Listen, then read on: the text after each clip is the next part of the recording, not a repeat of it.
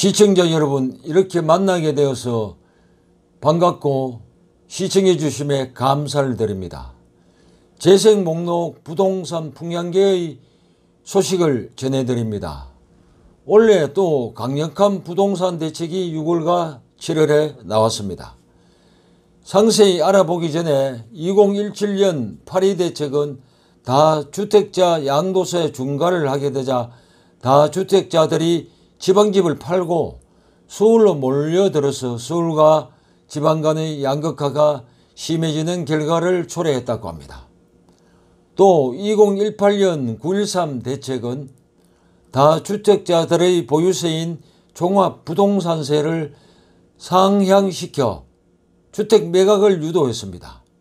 이어서 2019년 12.16 대책은 15억 원 초과 주택의 담보대출을 전면 금지하고 종부세의 최고세율인 3.2%를 상향시켰으나 대출을 끼고 집을 사는 실수요자만 규제하고 현금 부자와 전세를 끼고 집을 매수하는 갭 투자자는 방치한 결과를 낳았다고 평하고 있습니다. 12.16 주택대책 안정화 방안을 위한 부동산 5법 개정의 필요성이 이때 대두되었는데, 이는 1. 종부세법, 2. 소득세법, 3. 지방세제 특례 제한법, 4. 주택법, 5. 민간임대주택 특별법, 이 5가지가 되겠습니다. 올해 나온 주요 부동산 대책 및 내용으로는 부작용만 키운 21번째의 대책이라고 하는 6.17 대책의 내용을 보면 부동산 시장의 풍선 효과 건전을 위한 수도권 대부분을 규제지역으로 추가 지정하여 경기, 인천, 대전, 청주는 일부 지역을 제외한 전 지역을 조정대상 지역으로 추가 지정 때문에 주택담보대출 비율, 즉 LTV가 9억 원 이하는 50%, 9억 원 초과는 30%로 강화되었고, 총 부채 상환 비율, 즉 DTI는 50%로 묶였습니다. 투기과열지구에서는 LTV가 9억 원 이하는 40%, 9억 원 초과는 20%, 15억 원 초과는 0% 등으로 강력하게 규제하며 DTI는 40%로 묶였습니다.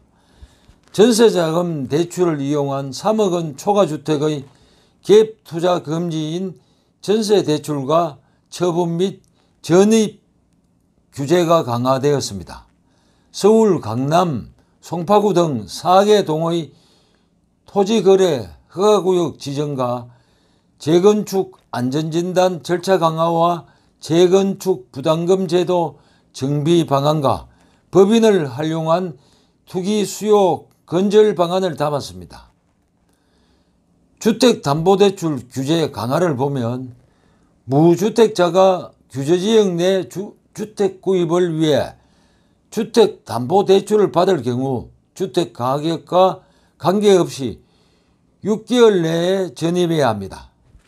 지금까지는 투기지역과 투기과열지구 내 시가 9억 원 초과주택을 구입하기 위해서 주택담보대출을 받는 경우 1년 내 기존 주택 처분과 신규 주택 전입 의무가, 1주택자는 주택 처분과 전입 의무가 6개월로 단축되었습니다. 전세자금 대출 규제 강화를 보면 부동산 대책에도 집값이 안정되지 않는 것을 갭 투자 때문이라고 판단하고 강력한 전세자금 대출 규제 방안을 마련했다. 전세 대출을 받은 후 투기지역과 투기과열지구에서 3억 원 이상의 아파트를 살 경우 전세 대출을 즉시 회수한다고 했고, 또 3억 원 이상의 아파트를 사는 경우도 전세대출 보정 제한 대상에 추가했습니다. 그동안은 시가 9억 원 초과주택 보유자의 전세대출 보정을 제한하며 전세대출을 받은 후 9억 원 이상의 주택을 사면 대출을 즉시 회수해 왔습니다. 또 법인 주택투기 원천 차단 내용을 보면 2021년 6월부터 법인 소유 주택에 대한 종부세율을 2주택 이하는 3%, 3주택 이상 또는 조정 대상 지역 내 2주택은 4%로 각각 인상해 단일 세율을 적용하기로 했습니다. 이는 개인에 대한 종부세율 중 최고 세율을 법인 부동산에 적용한 것입니다. 법인 보유주택에 대한 종부세 6억 원 공제도 폐지되었습니다. 지금까지는 개인과 법인 등 납세자별로 6억 원 한도에서 종부세를 공제해 주었습니다. 법인이 조정지역 내 주택을 구입한 후 8년 장기 임대 등록을 하고 임대 사업을 해도 종부세를 부과하기로 했습니다. 이는 2020년 6월 18일 신규 주택 취득분부터 적용한다고 발표하였습니다. 다음은 지난 7월의 7.10 대책입니다. 양도 차익을 노린 단기 거래에 대한 과세 강화가 핵심인 22번째의 주택시장 안정 보완 대책인 7.10 대책의 내용을 보면 다주택자와 세 부담을 크게 늘리는 것이 주요 골자입니다. 첫째, 다주택자 종합부동산세 및 취득세, 양도세 인상입니다. 이는 집을 2채 이상 가지면 지금의 2배 이상 보유세를 내도록 하여 집을 팔 수밖에 없게 만들겠다는 의도라고 해석되어집니다. 다주택자에 대한 보유세, 즉 종합부동산세와 거래세인 양도세, 취득세를 모두 대폭 인상하여 종합부동산세 최고세율은 현행 3.2%에서 6%로 배 가까이 오르게 됩니다. 이의 예를 들면 조정 대상 지역에서 시세합계 30억 원짜리 집 2채를 가졌으면 종부세 부담이 올해 476만 원에서 내년에는 3,787만 원으로 껑충 뛰게 됩니다. 다주택 보유 법인도 종부세 최고세율인 6%를 적용받게 됩니다. 둘째, 단기 보유자 양도세 인상입니다. 다주택자와 단기 보유자가 집을 팔 때 물게 되는 양도세율도 대폭 상향하여 보유기간 1년 미만 주택의 양도세율은 현행 40%에서 70%로 2년 미만 주택은 60%로 각각 인상키로 했습니다. 주택 구입 때 내는 취득세도 2주택은 주택 가격에 따라 1에서 3%의 현행 세율을 가격에 상관없이 8%로 3주택가 법인은 12%로 올리기로 했습니다. 다만 매물 유도를 위해 내년 종부세 부과일인 2021년 6월 1일까지 시행을 유예키로 했습니다. 그 이전에 집을 팔라는 것입니다. 셋째, 등록 임대사업자 제도 폐지입니다. 서울 인기지역 공급 확대 정책의 핵심인 재건축 규제 완화에 대해서는 김현미 국토교통부 장관이 생각하고 있지 않다고 못을 박았습니다.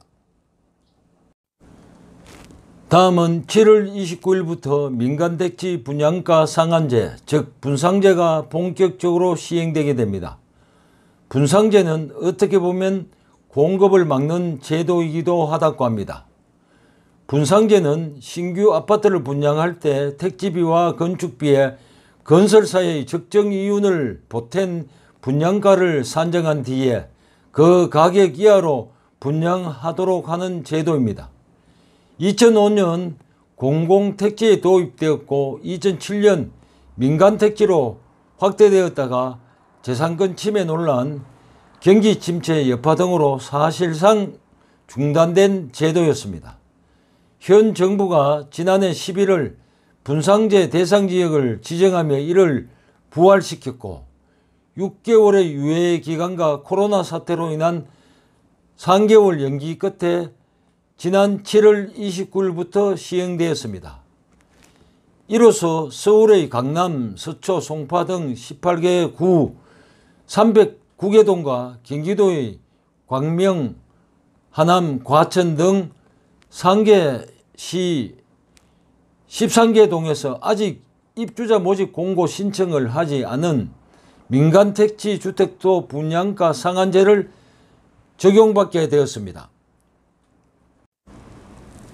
이상은 문재인 정부의 부동산 대책 중에서 2017년 8.2 대책, 2018년 9.13 대책, 2019년 12.16 대책과 올해의 6.17 대책, 7.10 대책의 주요 내용에 대해서 설명을 드렸습니다.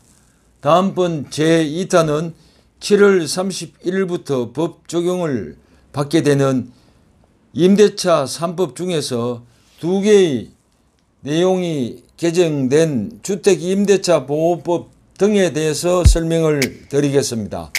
끝까지 시청해 주셔서 감사를 드립니다. 좋은 나날 되십시오.